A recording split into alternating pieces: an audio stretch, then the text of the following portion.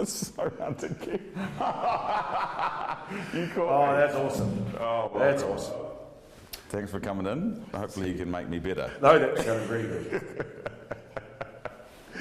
Oh, that's very good. That was a good one. I don't think you're going to get that again. No, I won't. You've asked me to bring a guitar along. Why? Oh, just to test you out. So are you going to teach me? Are you going to teach me a few chords, or are we just going to have I can teach or you. we're just going to have a sing along? No, I don't even know what the chords are called, but I know the easy ones. Ah. Look at that, eh? So I'm getting cramped now. What cramp?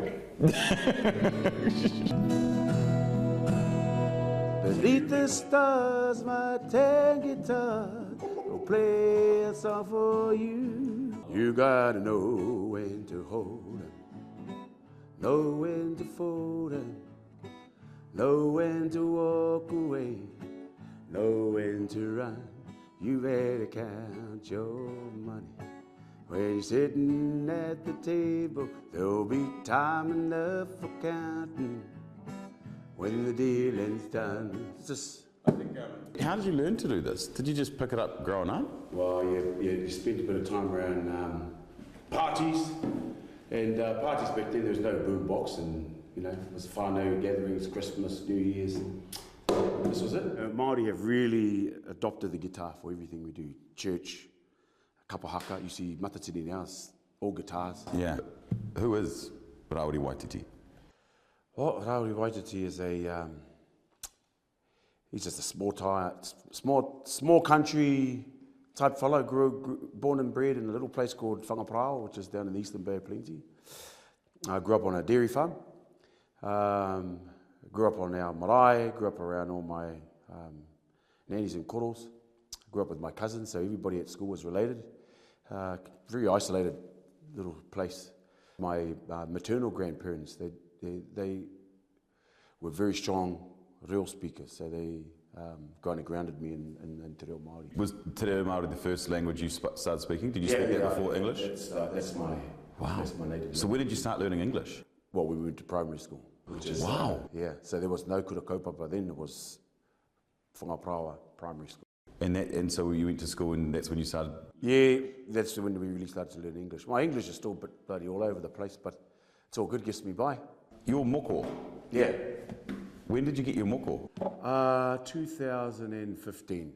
I was a bit gutless. I was supposed to get it 11 years before that. My wife got hers 11 years before me. Lizzo saw it at her concert. Yeah.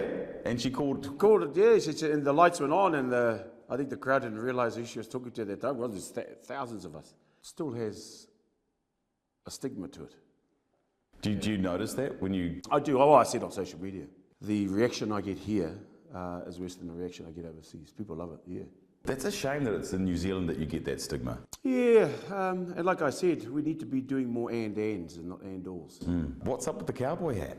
Oh, the cowboy hat again. You know those old fellas that I was talking about that had the language and I grew up around? They were all the veterans from the 28th Māori Battalion. And so there's none of them left now. They've all gone. And so down on the coast, our part of the coast, Ngāti Parau, Whānaupunui, right up to Ngaitai, they were known as Ngā Kaupoi, the cowboys. Kaupoi. Yeah. And so I grew up with cowboy hats. All on our pie was all cowboy hats. Wherever we went, these old fellas wore cowboy hats. We grew up with a strong horse culture, strong guitar culture. You've been through an incredible transformation as well. Yeah. You've been through some weight loss. Yes. I'm quite happy to share that too. What happened? And so, man was a little bit too heavy. They were starting to call me, I had a lot of respect for my uncle Paddy Gower, but they were starting to say, hey, you're starting to look like your uncle there. So we had to do something about that. If this can save lives, I think there should be more accessibility to it. And I live longer for my kids, I live longer for my mokos, and I'm healthier to do the job that I'm here to do. And I love that attitude. It's a pretty good attitude to have. See? You are my sunshine. Same chord. My only sunshine. You make me happy when skies are grey. You never know, dear, how much I love you. Please don't take my sunshine away. those 3 chords. We'll play 3 different songs with that same. And your fingers have stayed in those top Yes. 3 ones. I have tried to, in Aotearoa, reflect more of Aotearoa in this house. So when you wear moko, when you wear hats, when you wear the Jordans, you call it fashion activism, but I call it normalizing. So people need to see themselves in this house. Everybody needs a voice in here, and everybody needs to see themselves in here. If I could do a live cross and singlets and some stubbies, I would. I would. If I could do a speech of singing in our stubbies, I would be happy. Exactly. If you could change Parliament, what would you do? If you could just click your fingers and go, here's the Rawiri changes. Here we go. I am now the Prime Minister. No. I'm not a fan of democracy, because democracy is a tyranny of the majority. I think Māori had a form of democracy where the collective made a decision. You had a head, so the people who signed that treaty were also the representatives of those communities. And the thing is, if you didn't uphold what the community wanted, you were gone. Not just you, your old whānau were gone. You're out. Isn't that what democracy is then? But, well, it seems like once you get it here that you can lose touch with your community. It's like somebody that's been here for 30 years, like, what kind of connection do you have in a community? That's a big question I want to ask. All those MPs who have been here more than 20 years. But wouldn't they have been voted out if they'd stuffed around their community? Well, I think the current system is, if you're blue, you're blue. If you're red, you're red. So I've got some quick fire questions. Yeah, go for to get through. What is something that most people won't know about you? Probably that I don't like people squeezing the toothpaste from the top. They've got to roll it from the bottom. I like that. I'm your worst nightmare. I just squeeze it from the top. And I like lids put back on things and, just a bit of order. If you weren't in politics, what would you be doing?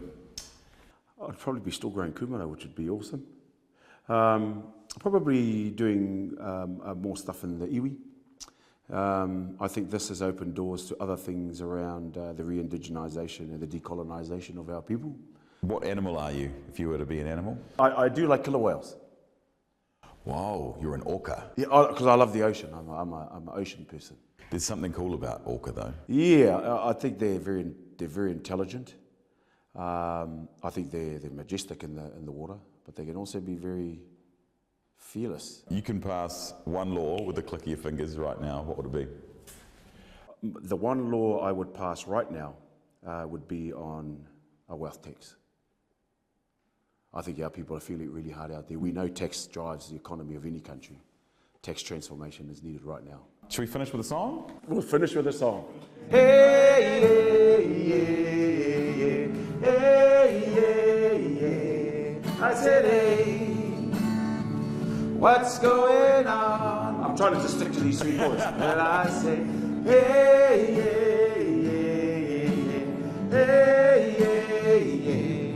I said, hey, what's going on? Shit, you're so, I need to get those 3 chords. You get those 3 chords, but then you start to, so that note is the same as that note. Oh, you just do it on You start doing one as a, yeah. And then you can start doing using this as a bit of a drum. Oh, yeah. But that's where you, it's a Māori strum, eh? It's, yeah. That's the Māori strum. Usually that doesn't do. It's just a higher. Yeah. Thank you very much. You're welcome. I'll shake your hand. Awesome. Appreciate your time. Thank you.